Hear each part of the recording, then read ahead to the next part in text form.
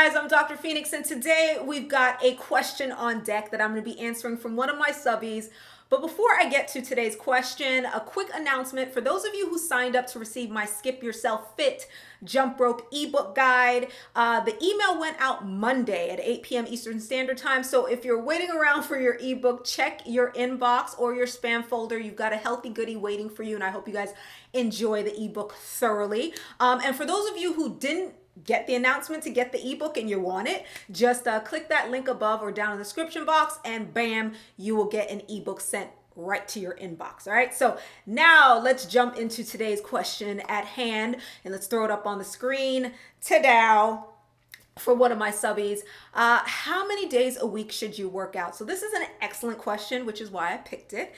And the whole point of this video that I want you guys to take home is that when it comes to days per week that you work out, you really need to focus more on quality versus quantity of days. So why do I say that? Well, here is a very simple scenario that's going to drive this point home.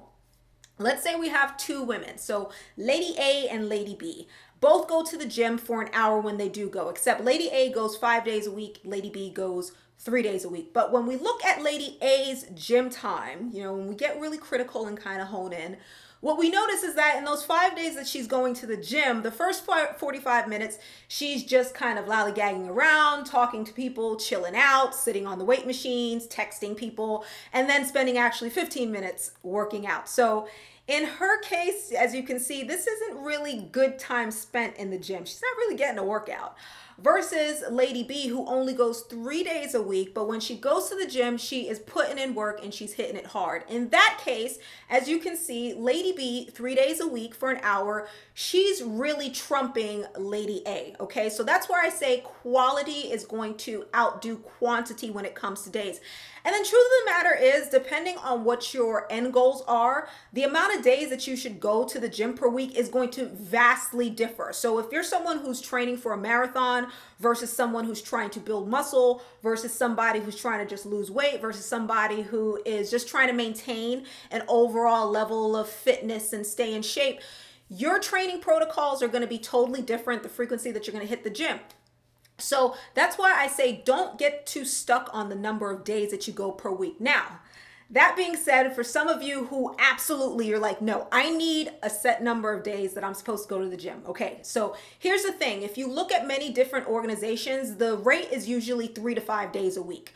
I more like 5 days a week because I feel like it's totally doable. It's not going to kill you. And even if you're just going to the gym and walking on the treadmill for 30 minutes in those 5 days a week, that's still good, okay? As long as you're getting in some type of physical activity. So if you guys absolutely want a number of days, I would say 5 days a week. That being said, okay, I think an even better mark that you guys should be hitting, and consistently you'll see this across fitness and health organizations, we do agree with this, is that everybody should be looking to hit 10,000 steps a day, all right? So that's an even better gauge than how many days a week. And the reason why is because as a whole, as a society, we just sit too much. We're not moving enough. That's why we're having problems like obesity and then increased risks of things like diabetes and heart disease, which can be totally drastically reduced or eliminated if we were to just move more. And as far as 10,000 steps a day, I know the number sounds high, but trust me, it is totally doable. 10,000 steps ain't all that much. It really isn't. If you just move a bit during the day and you do simple little things like when you go to the grocery store, you park on the further end of the parking lot rather than circling the lot to try to find a closer space. Little things like that can put like an extra 500,000 steps during your day. Just little bits here and there, and before you know it,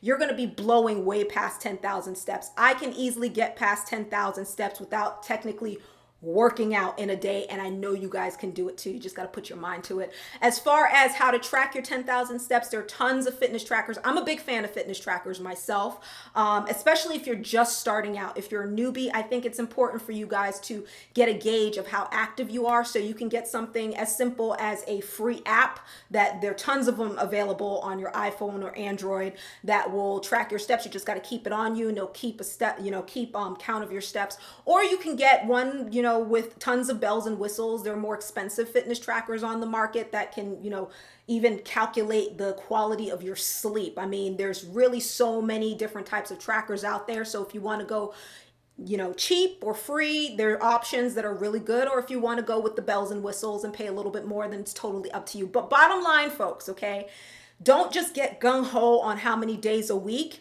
If you absolutely need a number, I say 5 days a week is a cool number to shoot for, and mix it up. Do things like walking, running if you like, jumping rope, lifting weights. For me, my like 3 favorite workouts that I basically mix up on my days are walking, jumping rope, and lifting weights. That's usually what my protocol is comprised of. And then even more importantly, above everything else, guys, get your 10,000 steps in a day. That's going to be a much, much better goal to hit than just focusing on how many days. Okay, so I hope you guys enjoyed this video. If you did, like it up, also subscribe to the channel. Now drop down in the comment section and let me know your thoughts on today's video question and the answer. If you guys have really cool questions too, leave it down in the comment section. I may pluck yours out and make a video. And last but not least, if you want that Skip Yourself Fit Jump Rope ebook guide, sign up, down, below, either one. And that's all I got for you guys. Hope to see you in another episode of my Fit 411. Stay awesome, and I'll see you again very, very soon. Peace.